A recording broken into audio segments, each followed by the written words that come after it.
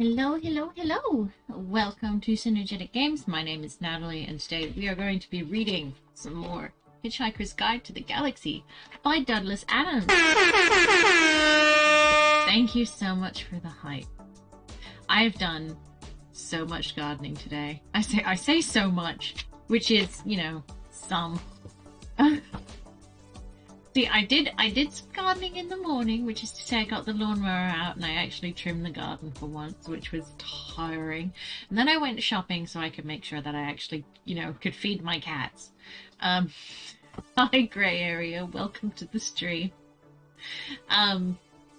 So I had to go to the shops as well. So I've done my walking for the day, and then I went into the back garden and finished the other half of the back garden. And I say it the other half. We haven't actually finished the other half because most of that is like thistles. So we're working on that one slowly, but we've done a lot. We can actually see the ground, so that's fun and interesting. We obviously don't do the gardening in the winter because it's cold AF and the grass, it just doesn't grow. So whatever. And then, since it's been warming up, we've been doing a lot more gardening. And yes, this does seem to coincide with the fact that the tree fell over, but we don't talk about the tree. Actually, we talk about the tree a lot. At least we do here. To me, I talk about the tree a lot. I'm sorry. We've done it. We're doing a little bit of an earlier stream today because I've got the time to do that. I've done a lot today, but obviously the evening. Well, like dinner's gonna be late, and that's fine. So I've got time to do a bit of an earlier stream, which is cool. I actually did read ahead, and I have to. I'm gonna full disclosure. I've had like 2 beers. I've had 2 beers. So if my reading is bad, that is why. And it's not because I haven't read ahead, which is usually the case, which is usually why it's bad. So I do apologize. But full disclosure, I've had 2 singers and it's, it was fun. I had fun. I spent most of my time in my kitchen talking about, how terrible people were and why karma doesn't work is like a concept.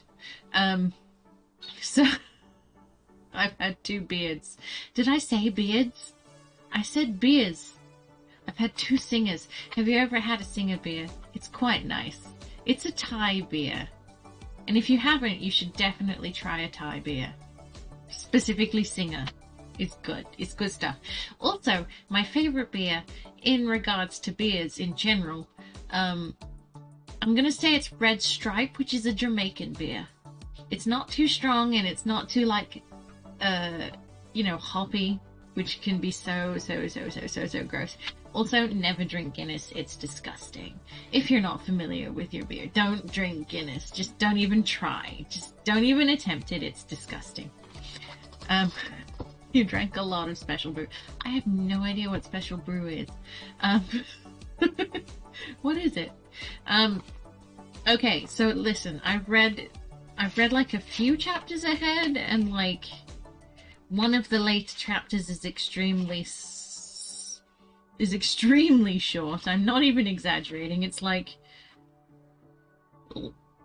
barely a page. So who knows? Maybe I'll be adventurous and I'll read that without having actually read it, but it's literally less than a page, so who knows? But this is great. This is a good bunch of chapters and I like it.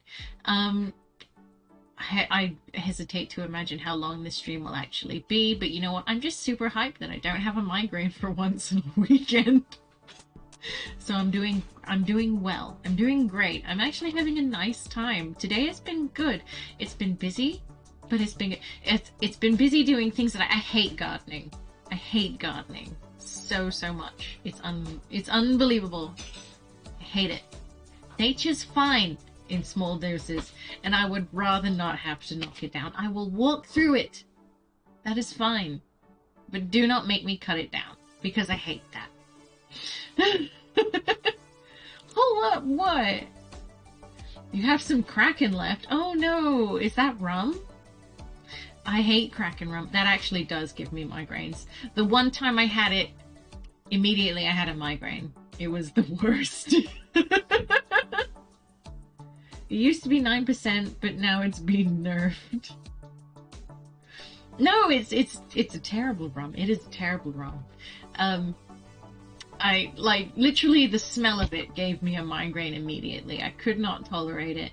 Like, it sounds super cool. I would love to be able to comfortably drink a rum called Kraken rum, but I cannot. Sadly, it immediately gives me a migraine.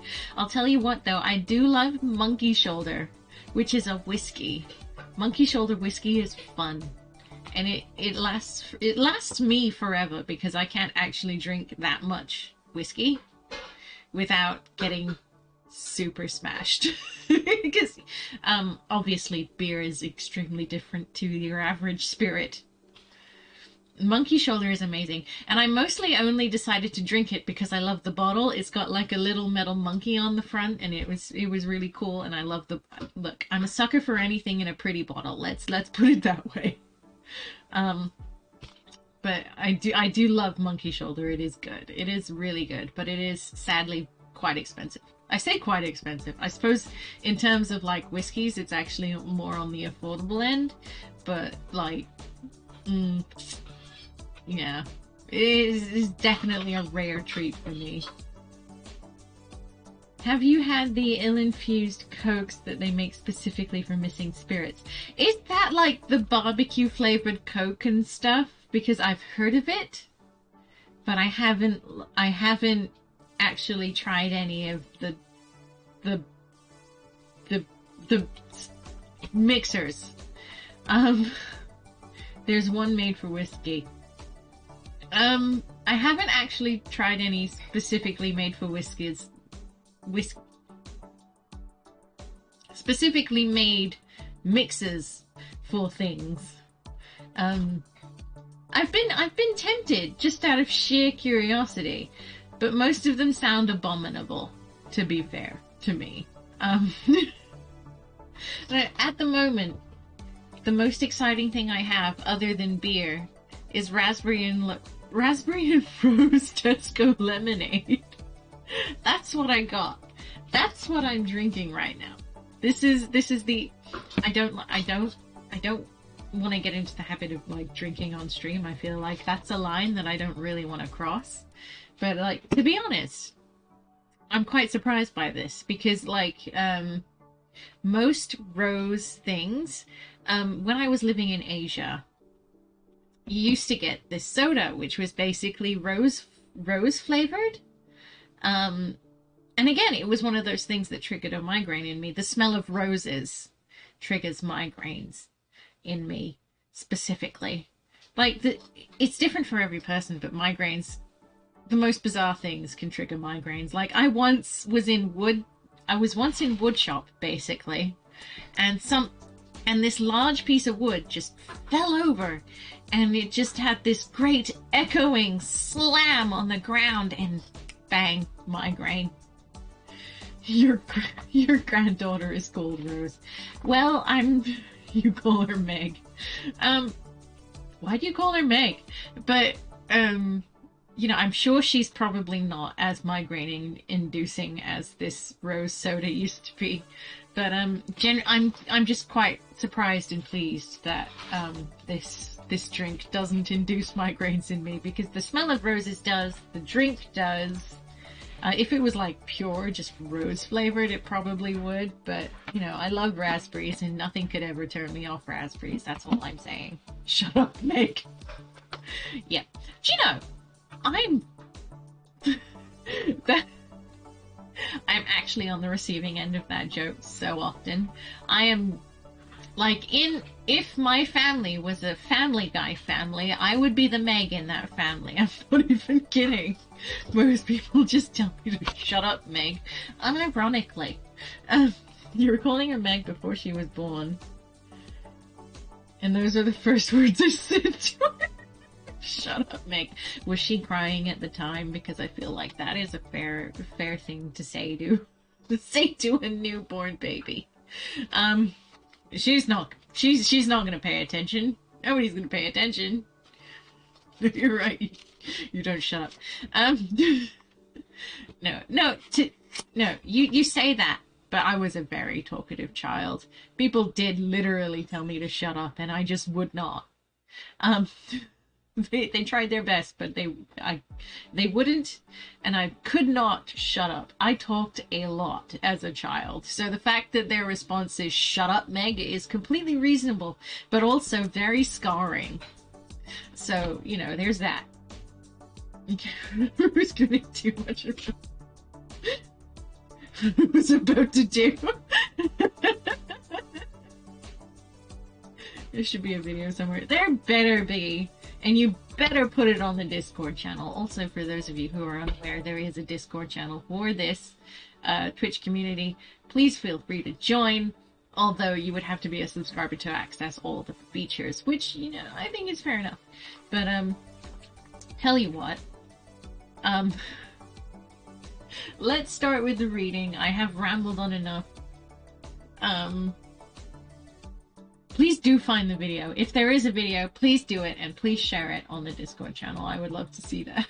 I would love to see somebody literally have the balls to say that to a newborn child. Hopefully around their parents. I feel like that's very gutsy of you, and I appreciate that. And you should definitely show it to us. As I say, pics or it didn't happen. Or in this case, film. You're seeing your dad tomorrow. Do it. Ask immediately. Okay, so we're taking this from chapter 6. I've read a couple chapters. One of them is fairly long. As I say, if I feel the urge, we might read some more, but we're probably going to leave it to a couple chapters because I feel like where I've read up to is a good place to leave it for next week. So we'll see how it goes. Chapter 6. Howl, howl, gargle, gargle, howl, gargle, howl, howl, howl. Gargle, howl. Gargle, howl, howl, gargle, gargle, howl. Gargle, gargle, gargle, howl, slurp. Ugh. Should have a good time. Meshes repeats. This is your captain speaking. So stop whatever you're doing and pay attention. First of all, I see from our instruments that we have a couple of hitchhikers aboard. Hello, wherever you are. I just want to make it totally clear that you are not at all welcome. I worked hard to get where I am today, and I didn't become captain of a Vogon constructor ship simply so I could turn into a taxi service for a load of degenerate freeloaders. I have sent out a search party, and as soon as they find you, I will put you off the ship. If you're very lucky, I might read you some of my poetry first. Secondly, we are about to jump into hyperspace for the journey to Bernard's star. On arrival, we will stay in dock for a 72-hour refit. And no one's to leave the ship during that time. I repeat, all planet leave is cancelled. I've just had an unhappy love affair, so I don't see why anyone else should have a good time. Message ends. The noise stopped. Arthur discovered to his embarrassment that he was lying curled up on a small ball on the floor, with his arms wrapped around his head. He smiled weakly. "Charming man," he said. "I wish I had a daughter so I could forbid her to marry one." "You wouldn't need to," said Ford. "They've got as much sex appeal as a road accident. No, don't move," he added as Arthur began to uncurl himself. "You'd better be prepared for the jump into hyperspace. It's unpleasantly like being drunk." "What's so unpleasant about being drunk?" "You ask a glass of water." Arthur thought about this. "Ford," he said. "Yeah?" "What's this fish doing in my car? In my ear? In my car?" Sorry. "It's translating for you. It's a babble fish. Look it up in the book if you like." He tossed over The Hitchhiker's Guide to the Galaxy and then curled himself into a fetal ball to prepare himself for the jump. At that moment, the bottom fell out of Arthur's mind. His eyes turned inside out. His feet began to leak out at the top of his head. The room folded flat around him, spun around, shifted out of existence, and left him sliding into his own navel. They were passing through hyperspace. The Babelfish, said The Hitchhiker's Guide to the Galaxy, is small, yellow, and leech-like, and probably the oddest thing in the universe.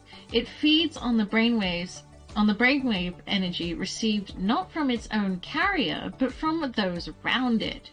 It absorbs all conscious mental frequencies from this brainwave energy to nourish itself with. It then excretes into the mind of its carrier a telepathic matrix formed by combining the conscious thought frequencies with nerve signals picked up from the speech centers of the brain which has supplied them. The practical upshot of all this is that if you stick a Babelfish in your ear, you can instantly understand anything said to you in any form of language. The speech patterns you actually hear decode the brainwave matrix which has been fed into your mind by your Babelfish. Now, it is such a bizarrely improbable coincidence that everything so mind-bogglingly useful could have evolved purely by chance that some thinkers have chosen to see it as the final and clinching proof of the non-existence of God. The argument goes something like this. I refuse to prove that I exist, says God, for proof denies faith, and without faith I am nothing. But, says man, the Babelfish is a dead giveaway, isn't it? It could not have evolved by chance. It proves you exist, so therefore, by your own arguments, you don't. QED. Oh dear, says God. I hadn't thought of that, and probably vanishes in a puff of logic. So that was easy, says man, and for an encore goes on to prove that black is white and gets himself killed on the next zebra crossing. Most leading theologians claim that this argument is a load of dingo's kidneys. But that didn't stop Ulan Culliford making a small fortune when he used it as the central theme in his best-selling book. Well, that about wraps it up for God. Meanwhile, the poor Babelfish, by effectively removing all barriers to communication between different races and cultures, has caused more and bloodier wars than anything else in the history of creation. Arthur let out a low groan. He was horrified to discover that the kick through hyperspace hadn't killed him. He was now 6 light years from the place that the Earth would have been if it still existed. The Earth. The visions of it swam sickeningly through his nauseated mind. There was no way his imagination could feel the impact of the whole Earth being gone. It was too big. He probed his feelings by thinking that his parents and his sister had gone. No reaction. He thought of all the people he had been close to. No reaction. Then he thought of a complete stranger that he had been standing behind in the queue at the supermarket 2 days before, and felt a sudden stab. The supermarket was gone. Everyone in it was gone. Nelson's column had gone. And there would be no outcry, because there would be no one left to make an outcry. From now on, Nelson's column only existed in his mind. England only existed in his mind. His mind, stuck here in this dank, smelly, steel-lined spaceship. A wave of claustrophobia closed in on him. England no longer existed. He got that. Somehow he got that. He tried again. America, he thought, has gone. He couldn't grasp it. He decided to start smaller again. New York is gone. No reaction. He'd never seriously believed it existed in the first place. The dollar, he thought, has sunk forever. Slight tremor there. Every Bogart movie has been wiped, he said to himself. And that gave him a nasty knock. McDonald's, he thought. There was no longer any such thing as a McDonald's hamburger. He passed out. When he came around a few seconds later, he found he was sobbing for his mother. He jerked himself violently to his feet. Ford! Ford looked up from where he was sitting in a corner, humming to himself. He always found the actual traveling through space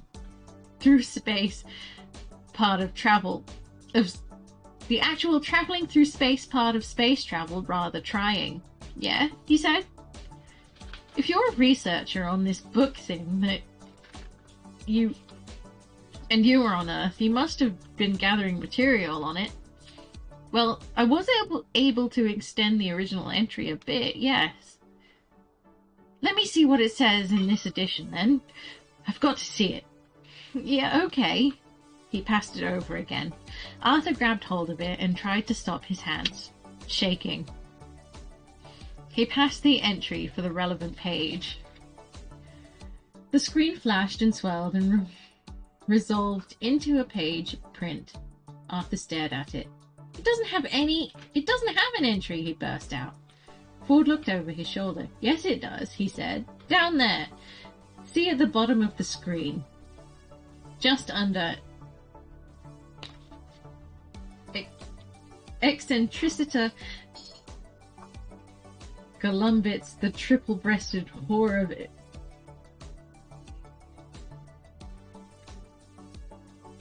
Eroticon 5. Sorry, my brain would not compute that for a whole second. Eroticon 6, even, not 5. Arthur followed Ford's finger and saw where it was pointing. For a moment, it still didn't register. Then his mind nearly blew up. What? Harmless? Is that all it's got to say? Harmless? One word? Ford shrugged. Well, there are 100 billion stars in the galaxy and only a limited amount of space in the book's microprocessors, he said. And no one knew much about the Earth, of course. Oh, for God's sake, I hope you managed to rectify that a bit. Oh, yes. Well, I managed to transmit a new entry to the editor. You have to trim it a bit, but it's still an improvement. And what does it say now? Asked Arthur. Mostly harmless, admitted Ford with a slightly embarrassed cough. Mostly harmless, shouted Arthur. What was that noise? Hissed Ford. That was me shouting, shouted Arthur. No, shut up, said Ford. I think we're in trouble. You think we're in trouble? Outside the door were the clear sounds of marching footsteps. The Dentrasi, whispered Arthur. No, these are steel-toed boots, said Ford. There was a sharp ringing rap on the door. Then who is it? Said Arthur. Well, said Ford, if we're lucky, it's just the Vogons come to throw us into space. And if we're unlucky? If we're unlucky, said Ford grimly, the captain might be serious about his threat that he was going to read us some poetry first. Chapter 7. The Vogon poetry is, of course, the third worst in the universe. The second worst is that of the Asgoths of Krea. During a recitation of their poet master Grunthos the Flatulent, of his poem Ode to the Small Lump of Green Putty I Found in My Armpit One Midsummer Morning, 4 of his audience died of internal hemorrhaging, and the president of the Mid-Galactic Arts Nobbling Council survived by gnawing one of his own legs off. Grunthos is reported to have been disappointed by the poem's reception, and was about to embark on a reading of his 12-book epic entitled My Favorite Bath Time Gurgles, when his own major intestine, in a desperate attempt to save life and civilization, leapt straight through his neck and throttled his brain. The very worst poetry of all perished along with its creator, Paul and Nancy Millstone Jennings of Greenbridge, Essex, England, in the destruction of the planet Earth. Prostetnik Vogon Schultz smiled slowly. This was done not for effect, as because he was trying to remember the sequence of muscle movements. He had had a terribly therapeutic yell at his prisoners and was now feeling quite relaxed and ready for a little callousness. The prisoners sat in poetry appreciation chairs, strapped in. Vogon suffered no illusions as to the regard their works were generally held in. Their early attempts at composition had been part of a bludgeoning insistence that they be accepted as a properly involved and cultured race, but now the only thing that kept them going was sheer bloody-mindedness. The sweat stood out cold on Ford Prefect's brow and slid round the electrodes strapped to his temples. These were attached to a battery of electronic equipment. Imaginary intensifiers, rhythmic modulators, alterative residulators, and simile dumpsters, all designed to heighten the experience of the poem and make sure that not a single nuance of the poet's thought was lost. Arthur Dent sat and quivered. He had no idea what he was in for, but he knew that he hadn't liked anything that had... Sorry. The font had... I had this trouble earlier when I was reading. The font makes the word had look like bad, and that confuses my brain. Sorry, I just had to put that out there. Hadn't liked anything that had happened so far, and didn't think things were likely to change. The Vogon began to read, a fetid little passage of his own devising. "Oh, Freddled Grunt Ugly," he began. Spasms racked Ford's body. This was worse than even he'd been prepared for. Thy micturations are to me as purdled gobble-blotchets on a lurgled bee. Ah! Went Ford Prefect, wrenching his head back as lumps of pain thumped through it. He could dimly see beside him Arthur lolling and rolling in his seat. He clenched his teeth. "Group, I implore thee," continued the merciless Vogon. "My foonting, turling dromes." His voice was rising to a horrible pitch of impassioned stridency. "And hoopturously dangle me with crinkly brindle worlds? Or I will rend thee in the gobblewarts of my blungle crunchion. See if I don't!" "Yeah!" cried Ford Prefect. And through one final spasm, as the electronic enhancement of the last line caught him full blast across the temples, he went limp. Arthur lolled. "Now, earthlings, word to the Vogon." He didn't know that Ford Prefect was in fact from a small planet somewhere in the vicinity of Beetlejuice, and wouldn't have cared if he had. "I present you with a simple choice. Either die in the vacuum of space, or..." He paused for melodramatic effect. "Tell me how good you thought my poem was." He threw himself backwards into a huge, leathery, bat-shaped seat and watched them. He did the smile again. Ford was rasping for breath. He lolled his dusty tongue across his parched mouth and moaned. Arthur said brightly. Actually, I quite liked it. Ford turned and gaped. Good luck reading the poetry.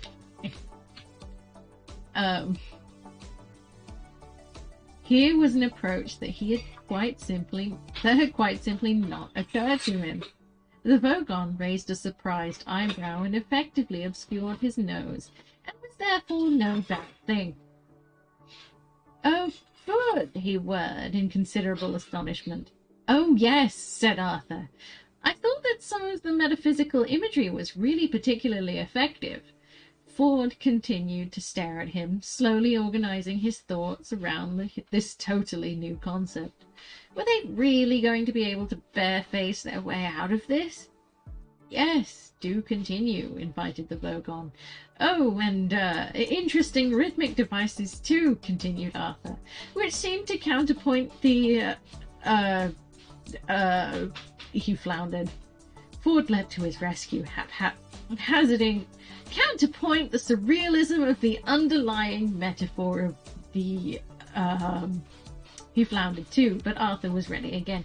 "Humanity of the Vogonity," Ford hissed at him. Yes, the Vogonity, sorry, of the poet's compassionate soul." Arthur felt that he was on a home stretch now, which contrives through the medium of the verse structure to subliminate this, transcend that, and come to terms with the fundamental dichotomies of the other. He was reaching a triumphant crescendo, and one is left with a profound and vivid insight into which suddenly gave out on him.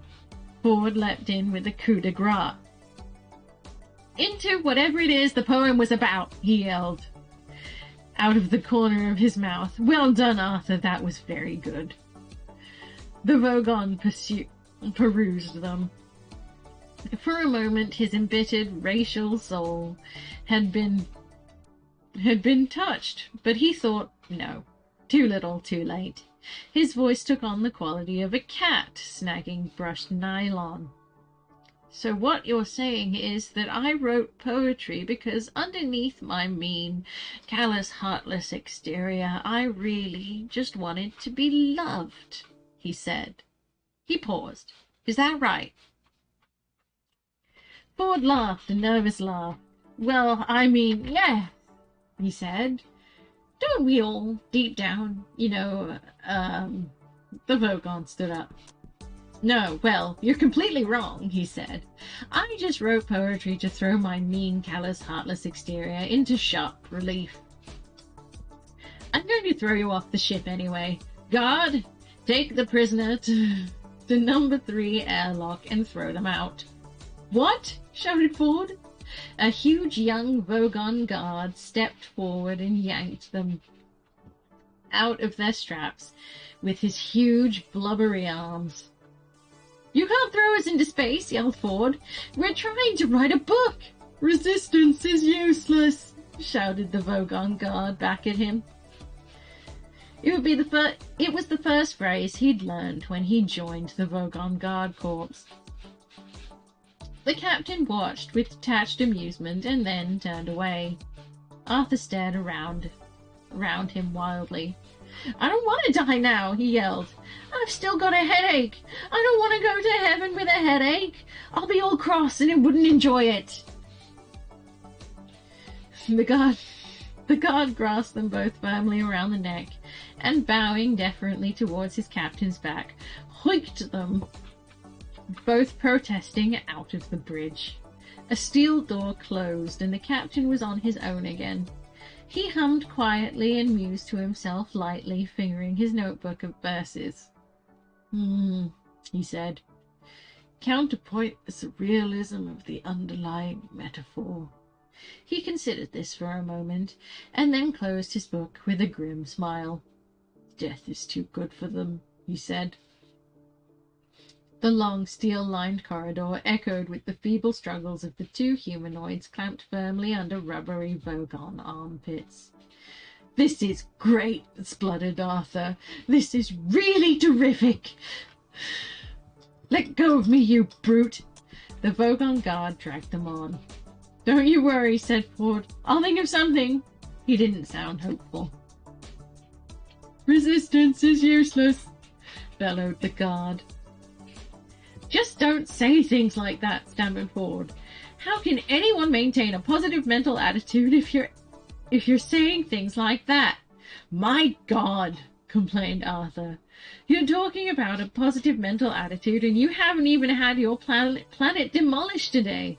I woke up this morning and thought I'd have a nice relaxed day, do a bit of reading, brush the dog. It's now just after 4 in the afternoon and I'm already being thrown out of an alien spaceship 6 light years away from the smoking remains of the Earth. He spluttered and gargled as the Vogon tightened his grip. All right, said Ford, just stop panicking. Who said anything about panicking? Snapped Arthur. This is still just a culture shock. Wait till I've settled down into the situation and found my bearings. Then I'll start panicking. Arthur, you're getting hysterical. Shut up. Ford tried desperately to think, but this was interrupted by the guard shouting again. Resistance is useless. And you can shut up as well, snapped Ford. Resistance is useless. Oh, give it a rest, said Ford. He twisted his head till he was looking straight up into his captor's face. A thought struck him. Do you really enjoy this sort of thing? He asked suddenly. The Vogon stopped dead and a look of immense stupidity seeped slowly over his face. Enjoy? He boomed. What do you mean? What do I mean? Said Ford. What I mean, said Ford, is does it give you a full, satisfying life? Stomping around, shouting, pushing people out of spaceships? The Vogon stared up at the low steel ceiling and his eyebrows almost rolled over each other. His mouth slacked. Finally, he said, well, the hours are good. They'd have to be, agreed Ford. Arthur twisted his head around to look at Ford. Ford, what are you doing? He asked in an amazed whisper. Oh, just trying to take an interest in the world around me, okay? He said. So the hours are pretty good then, he resumed. The Vogon stared down at him as sluggish thoughts moiled around in murky depths. Yeah, he said.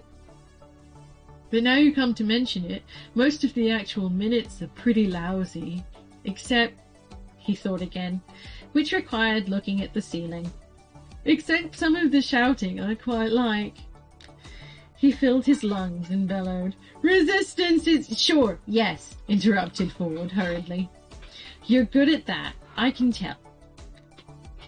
But if it's mostly lousy, he said slowly, giving the words time to reach their mark, then why do you do it? What is it? The girls? The leather? The machismo? Or do you just find that coming to terms with the mindless tedium of it all presents an interesting challenge? Arthur looked backwards and forwards between them in bafflement. Said the guard. I don't know. I think I just sort of do it, really. My aunt said that the spaceship guard was a good career for a young Vogon. You know, the uniform, the low-slung stun ray holster, the mindless tedium. There you are, Arthur, said Ford with an air of someone reaching the conclusion of his argument. You think you've got problems. Arthur rather thought he had. Apart from the unpleasant business that his home planet, the Vogon guard had half-throttled him already, and he didn't like the sound of being thrown into space very much. Try and understand his problem, insisted Ford. Here he is, poor lad. His entire life's work is stomping around, throwing people off airships. And shouting, added the guard. and shouting, sure, said Ford, patting the blubbery arm clamping around his neck in friendly condescension. And he doesn't even know why he's doing it.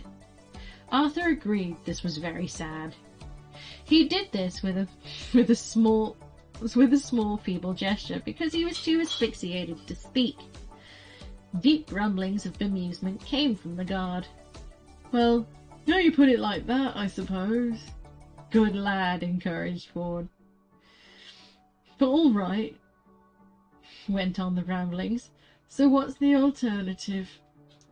"Well," said Ford brightly but slowly, "stop doing it, of course. Tell them," he went on, "you're not going to do it any more." He felt he ought to add something to that, but for the moment the guard seemed to have his mind occupied pondering that much. Said the guard. Well, that doesn't sound that great to me." Ford suddenly felt the moment slipping away. "Now, wait a minute," he said. "That's just the start, you see. There's more to it than that, you see."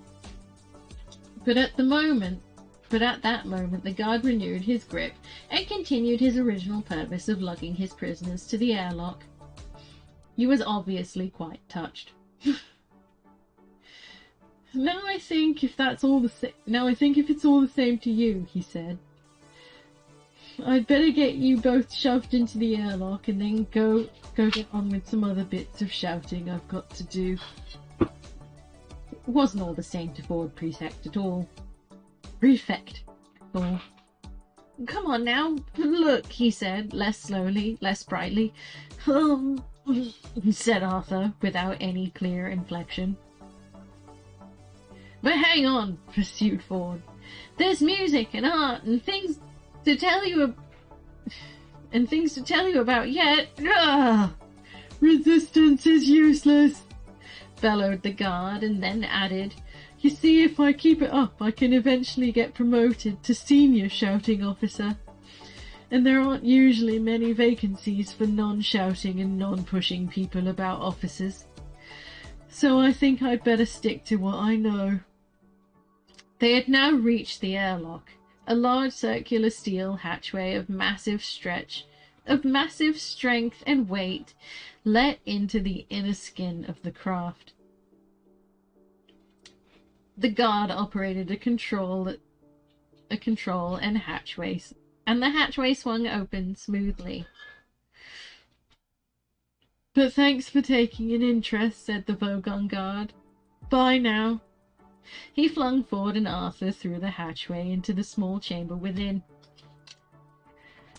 Arthur lay panting for breath. Ford scrambled around and flung his shoulder uselessly against the reclosing hatchway. "But listen," he shouted to the guard. "There's a whole world you don't know anything about. Here, how about this?" Desperately, he grabbed for the only bit of culture he knew offhand. He hummed the first bar of Beethoven's Fifth. Da-da-da-dum. Doesn't that stir anything in you?" "No," said the guard, "not really, but I'll mention it to my aunt." If he said anything further after that, it was lost. The hatchway sealed itself tight, and all sound was lost, bar the faint, distant hum of the ship's engines. They were in a brightly polished cylindrical chamber, about 6 feet in diameter and 10 feet long. Ford looked round, panting. "Potentially bright lad, I thought," he said, and slumped against the curved wall. Arthur was still lying in the curve of the floor where he had fallen. He didn't look up. He just lay, panting. "We're trapped now, aren't we?" "Yes," said Ford. "We're trapped." "Well, you didn't think of anything? I thought you said you were going to think of something. Perhaps you thought of something and I didn't notice?" "Oh, yes, I thought of something," panted Ford. Arthur looked up expectantly, but unfortunately continued Ford. It rather involved being on the other side of this airtight hatchway. He kicked the hatch they'd just been thrown through. But it was a good idea, was it? Oh yes, very neat. What was it? Well, I hadn't worked out the details yet. Not much point now, is there? So, what happens next? Asked Arthur. Oh, well, the hatchway in front of us will open automatically in a few moments, and we'll shoot out into deep space, I expect, and asphyxiate. If you take a lungful of air, you can last for up to 30 seconds, of course, said Ford. He struck his hands behind his back and raised his eyebrows and started to hum an old Beetlejuicean battle rhyme. To Arthur's eyes, he suddenly looked very alien. So this is it, said Arthur. We're going to die. Yes, said Ford. Except, no, wait a minute! He suddenly lunged across the chamber at something behind Arthur's line of vision. What is this switch? He cried. What? Where? Cried Arthur, twisting around. No, I was only fooling, said Ford. We're going to die, after all. He slumped against the wall again and carried on the tune where he had left off. You know, said Arthur, it's times like this when I'm trapped in a Vogon airlock with a man from Beetlejuice and about to die of asphyxiation in deep space that I really wish I'd listened to what my mother told me when I was young. Why? What did she tell you? I don't know. I didn't listen. Oh. Ford carried on humming. This is terrific, Arthur thought to himself. Nelson's column is gone, McDonald's have gone, and all that's left is me and the words mostly harmless. Any second now, all that'll be left is mostly harmless. And yesterday the planet seemed to be going so well. A motor word. A slight hiss built into the deafening roar of rushing air as the outer hatchway opened onto the empty blackness, studded with tiny, impossibly bright points of light. Ford and Arthur popped into outer space like corks from a toy gun. Chapter 8. The Hitchhiker's Guide to the Galaxy is a wholly remarkable book. It has been compiled and recompiled many times over many years and under many different editorships. It contains contributions from countless members of travelers and researchers. The introduction begins like this. Space, it says, is big. Really big. You just won't believe how vastly, hugely, mind-bogglingly big it is. I mean, you may think it's a long way down the road. It's a long way down the road to the chemist, but that's just peanuts to space. Listen. And so on. After a while, the style settles down. Style settles down a bit. And it begins to tell you things that you really need to know. Like the fact that the fabulously beautiful planet Beth Selemin is now so worried about the cumulative erosion by 10 billion visiting tourists a year that any net imbalance between the amount you eat and the amount you excrete whilst on the planet is surgically removed from your body weight when you leave. So every time you go to the lavatory, there it is, vitally important. There it is, vitally important to get a receipt. To be fair, though, when confronted by the sheer enormity of the distance between the stars, better minds than the ones responsible for the guide's introduction have faltered. So I invite you to consider for a moment a peanut in Reading, and a small walnut in Johannesburg, and other such dizzying concepts. The simple truth is that interstellar distances will not fit into the human imagination. Even light, which travels so fast that it takes most races thousands of years to realize that it travels at all, takes time to journey between the stars. It takes 8 minutes to journey from the star Sol to the place where the Earth used to be, and 4 years more to arrive at Sol's nearest stellar neighbor, Alpha Proxima. For light to reach the other side of the galaxy, for it to reach Damagran, for instance, takes rather longer, 500,000 years. The record for hitchhiking this distance is just under 5 years. But you don't get to see much on the way. The Hitchhiker's Guide to the Galaxy says that if you hold a lungful of air, you can survive in the total vacuum of space for about 30 seconds. However, it does go on to say that what with space being the mind-boggling size it is, the chances of getting picked up by another ship within those 30 seconds are 2 to the power of 267,709 to 1 against.